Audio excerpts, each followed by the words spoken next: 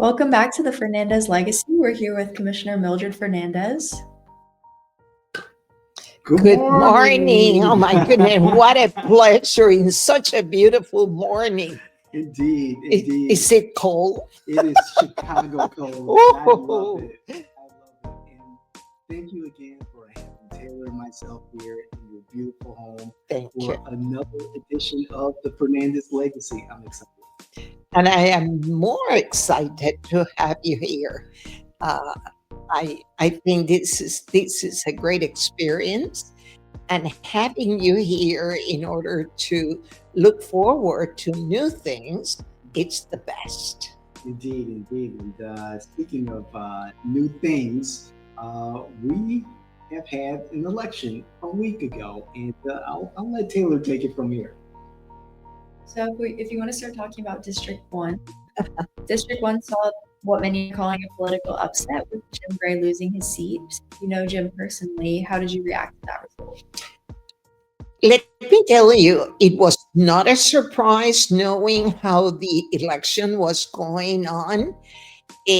What shocked me was the way he lost. That really shocked me. With my experience in politics of 33 years, there were things that I saw that were done incorrectly in my view, especially the mailer. To me, the mailer, more than the issues in the district, was a determination for him to lose that important seat, especially because he is the only conservative individual in the Orlando Council.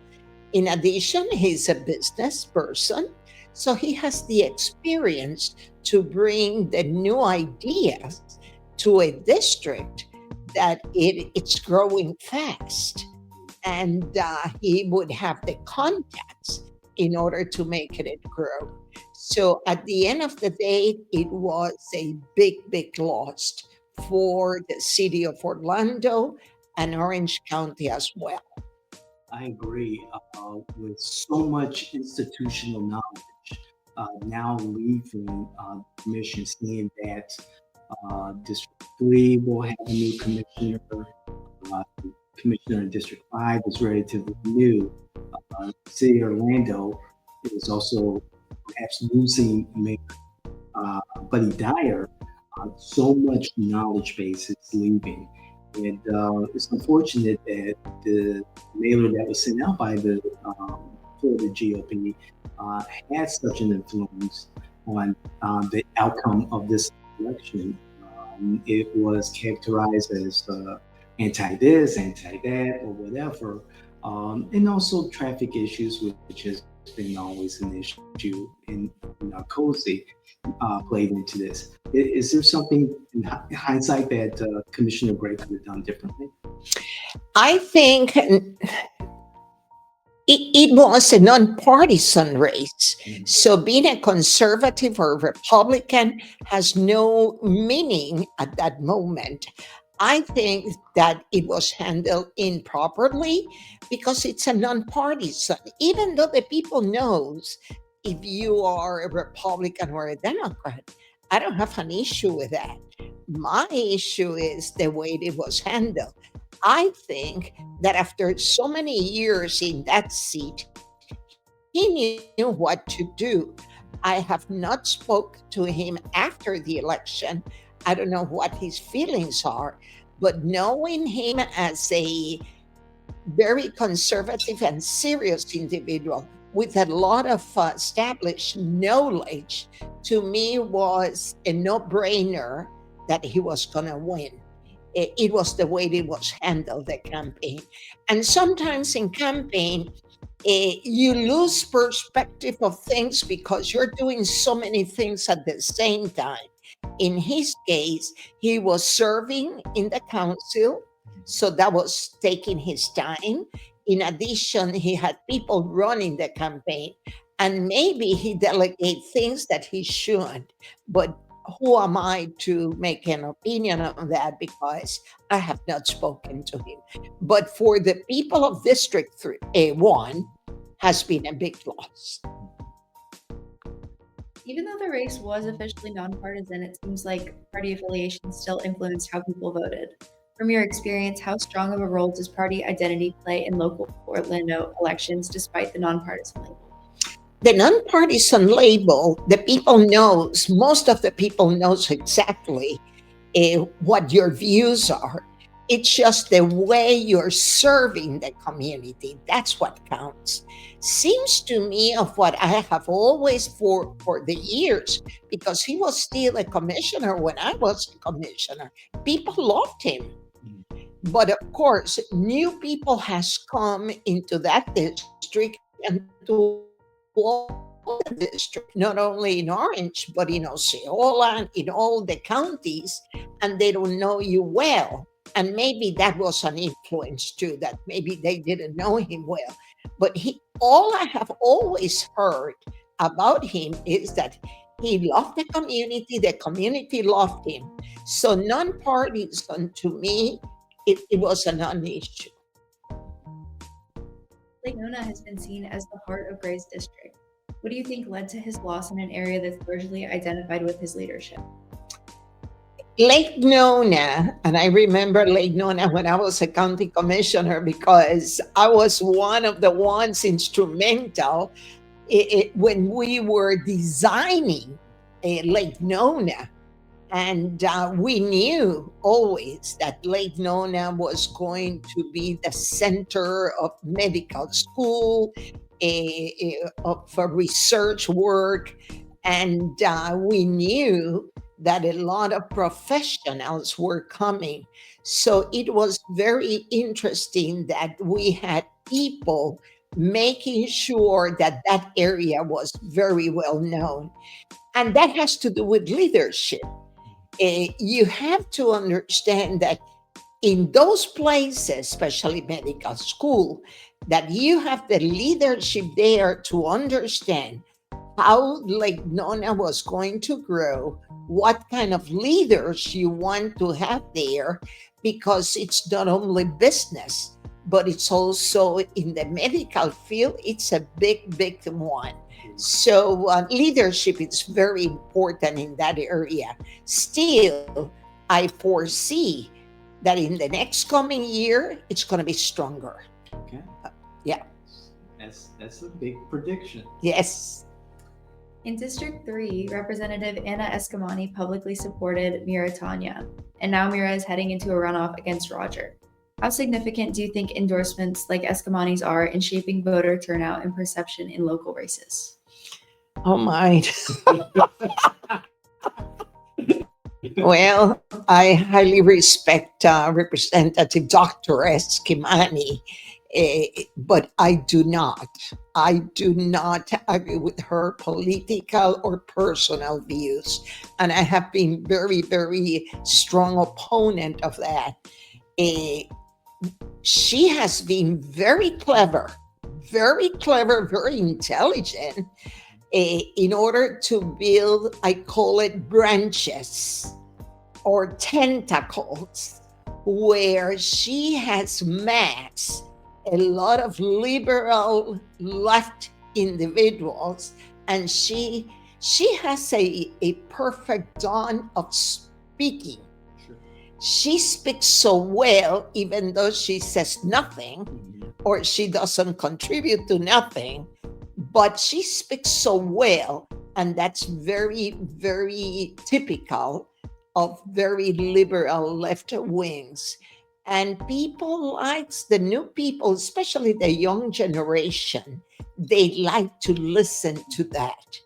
And because she's still young and she can speak the way she does, she has been able to really conquer a lot of new people, new candidates that not necessarily are the best candidates.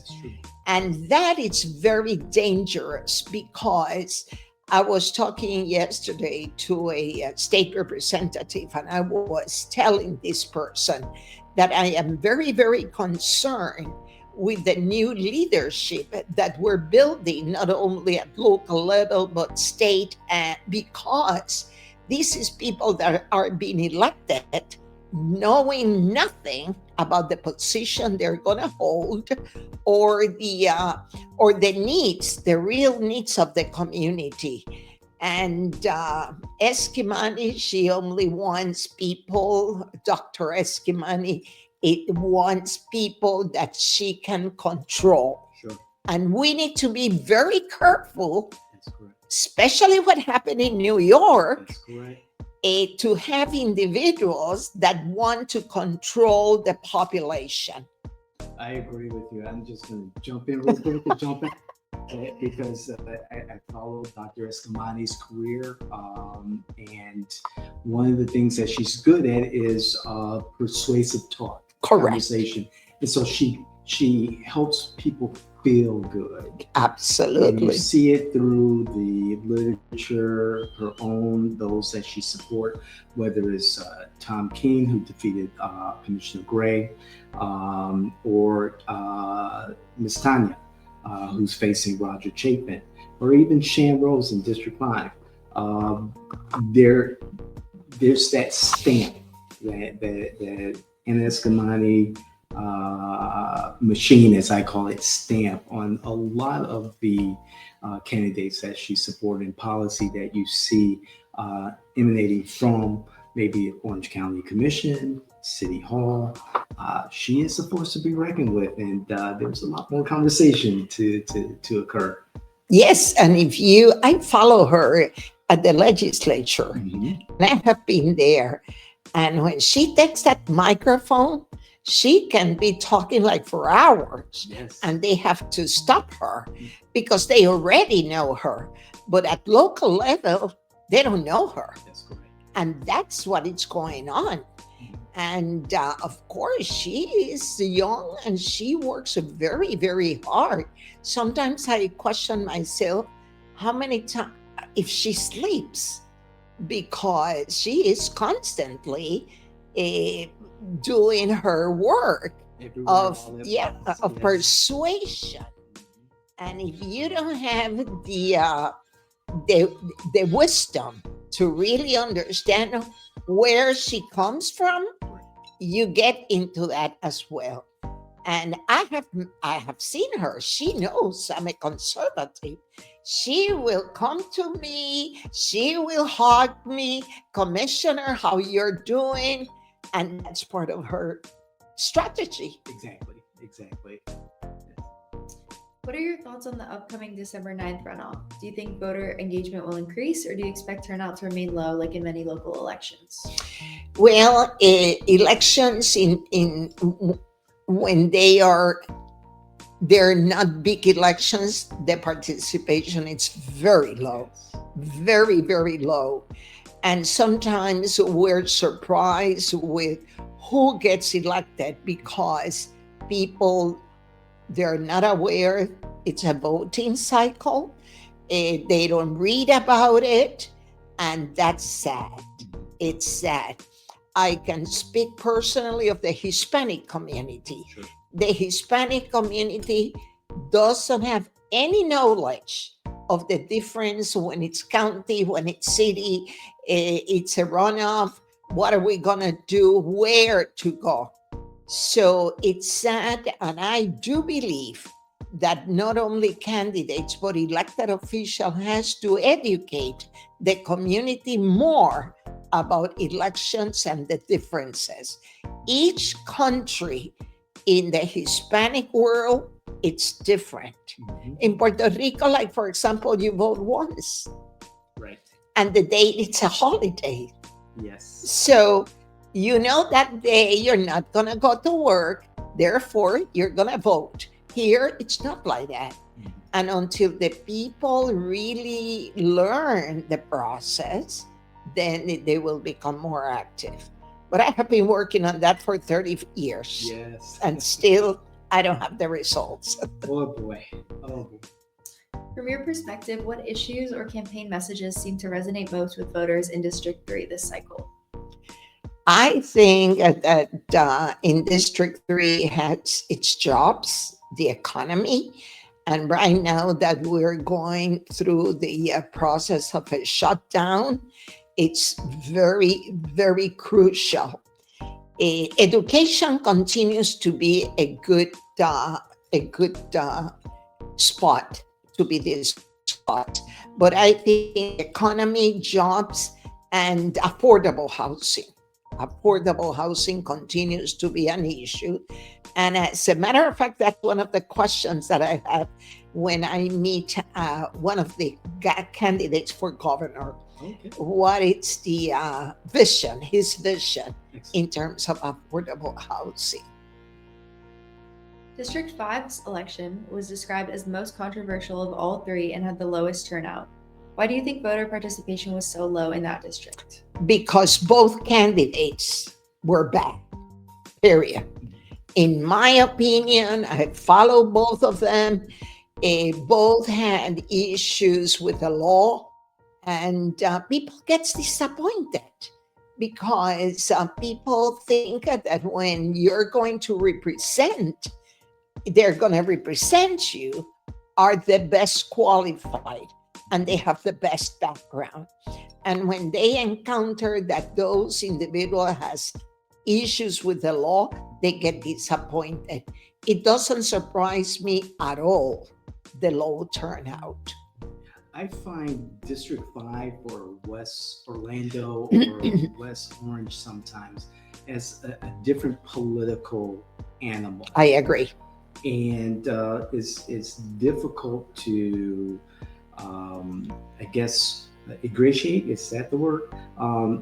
Myself as a political consultant or just a political, someone's interested in the politics there, and to the community, because it's a different type of political culture, which is concerning to me, and we've talked about it before. And let me tell you, it's nothing new. Mhm. When I was running for mayor of Orange County, that I walk at that area very heavily, very, very heavily. The issues there are very different from the east side. This community, it's looking more how they're going to run businesses, their own business. And they have different issues. And it's interesting because they even have groups that they all they do is to promote a higher standard of living, Sure. because they want to grow as a community. Sure. But I don't believe that the local government has given them the tools necessary in order to grow their community. And if you watch the redistricting meetings, Yes. I'm sure you found that, because I was watching them. And when they came to talk, the issues that they spoke were very different. Incredibly different. And being a member of the redistricting committee, and from that side of the dais, it wasn't issues that were new to me.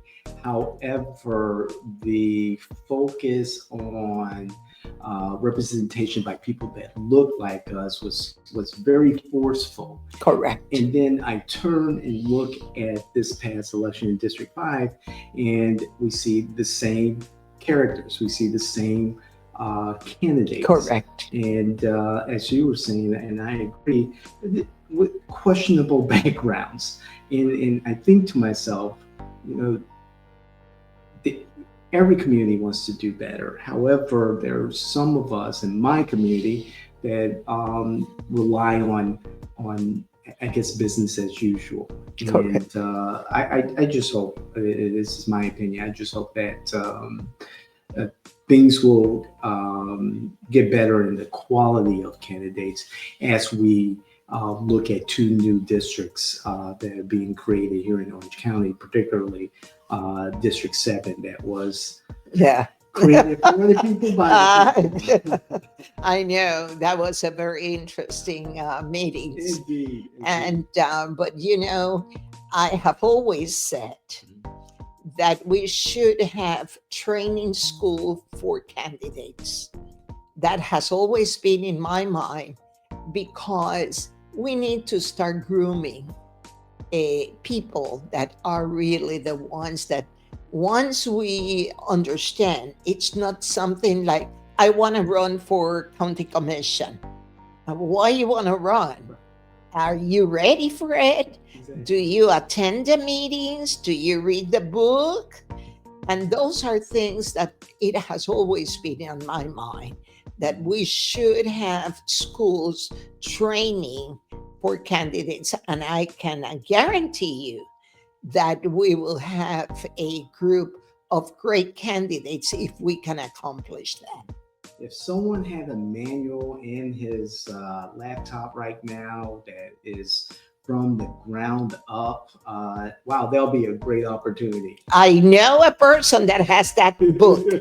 Yes. And I was recently in a meeting where this individual, this professional, gave the book to someone in order to start looking into it. I remember when I ran the first time, I was given a training book how to win elections. And I look into it. I like to read, so I went into it. Of course, I come from corporate world, so that was applause to me. And because then you develop a vision, and I do believe that once you get elected, you have to have a vision of what you want to accomplish, and make sure that your vision, you accomplish your vision, and that's it. Because what I have seen in the last years is, okay, I'm going to finish here.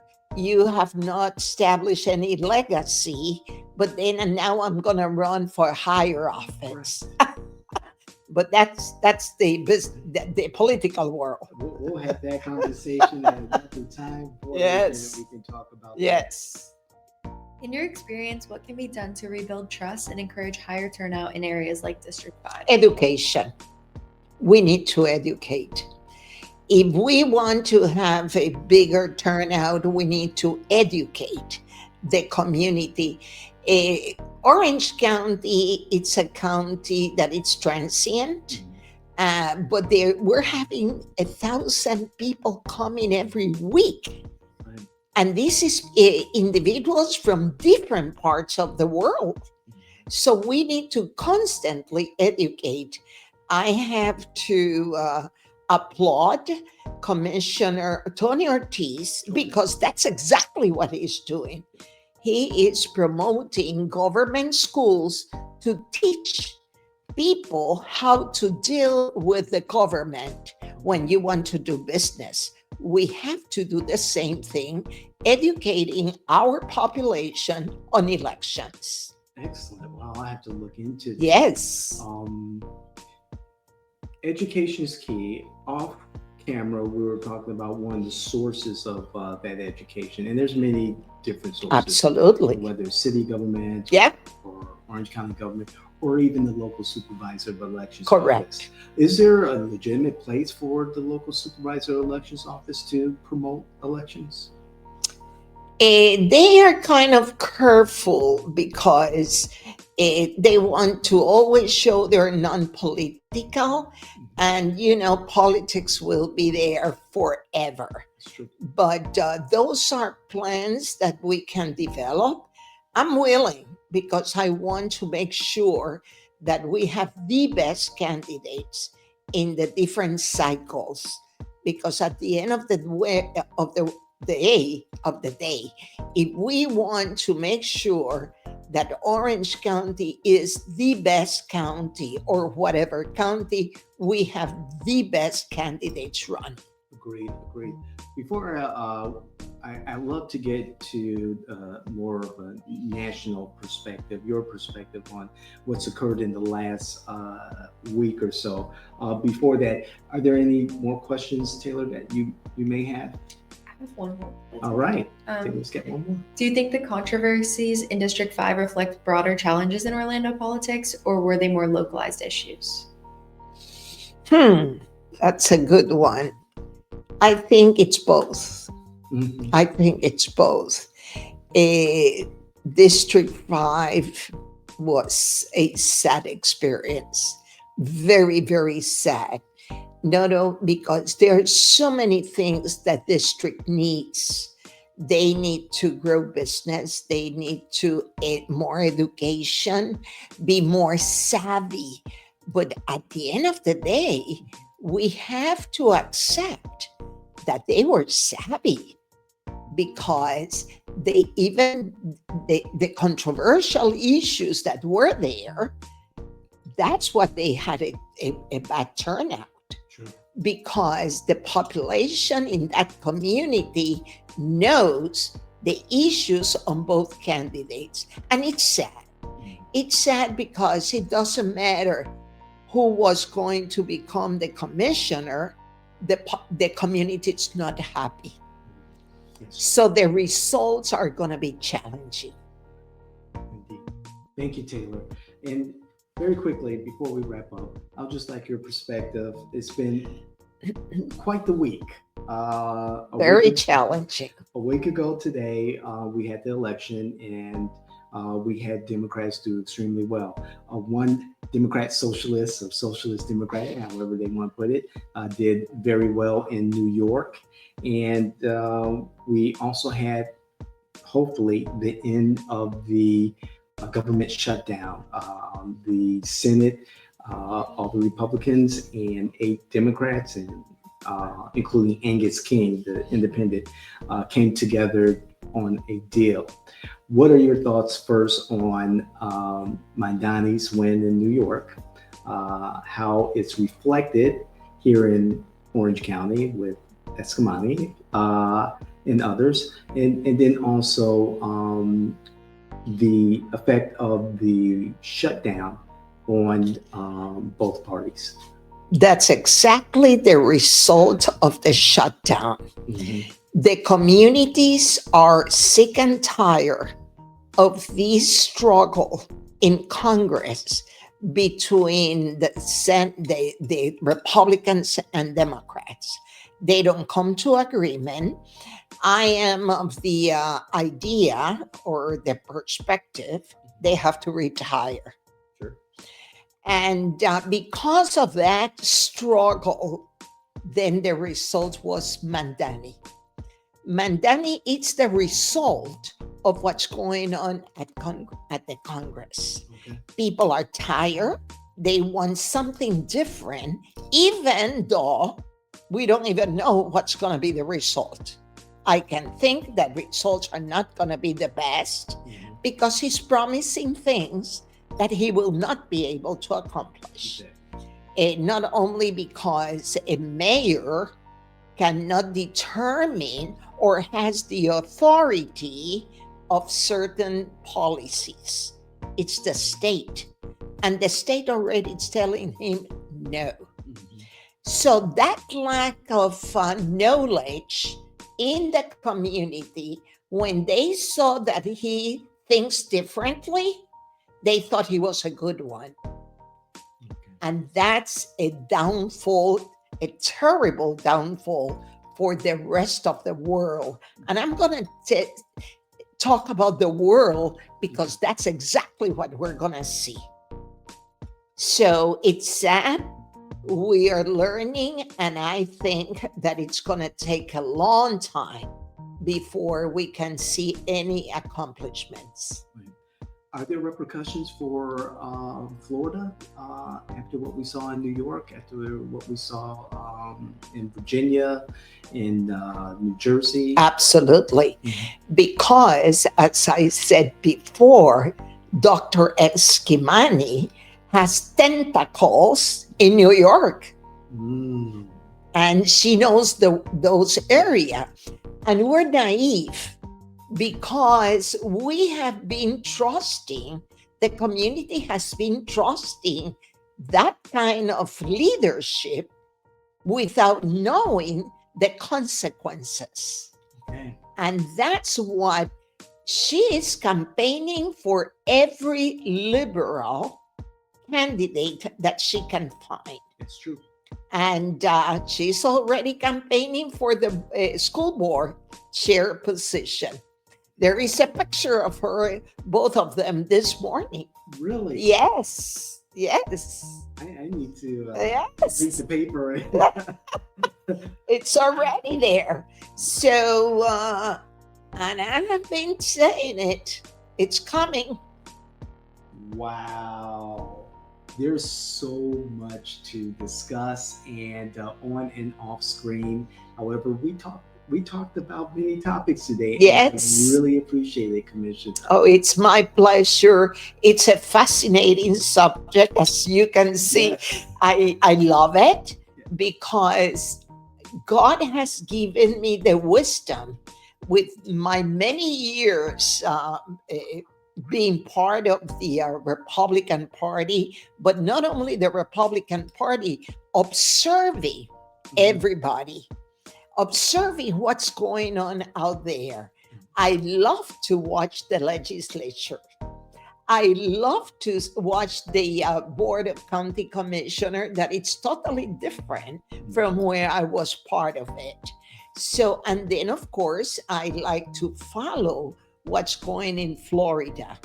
Sometimes I am not in agreement with my own people, but that doesn't mean that I'm going to switch party. I was born as a Republican and I will die as a Republican. All right. Thank you. Thank you. Taylor, are there any other questions you may have? Do you have any closing thoughts about this election and what you think was done well and what could have been done differently? Well, I think that in the next this election, there were many mistakes, political mistakes.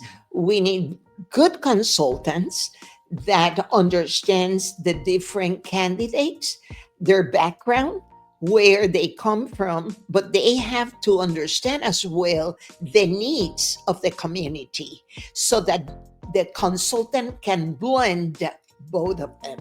One of the things that we have always lacked, it's consultants that understands the different communities. I remember when I ran for mayor, my consultant didn't know anything about the Hispanic community. Wow. So I had to, he would ask me for things that I said, that's not going to fly. So we would have to strategize differently. The other thing is that me coming from the corporate world, I wanted to make sure that my vision was in writing. So we spent like 2 months taking the different county issues in order to put it in writing. As a matter of fact, the Orlando Sentinel, which it's not my cup of tea, when they read my vision, they said that they have never seen a candidate writing a vision, but that I didn't say how I was going to do it. Of course, I was not going to tell them. Yes. I'm not still in the position. Give away the whole Of story. course, that's my strategy, not telling them. But you know, this is part of the education that I'm saying that we need. And once we have that, we're going to be successful. Excellent. Commissioner, every single conversation that I've had with you has been phenomenal. It's so informed and concise and genuine. And I really appreciate you having this platform. And thank you.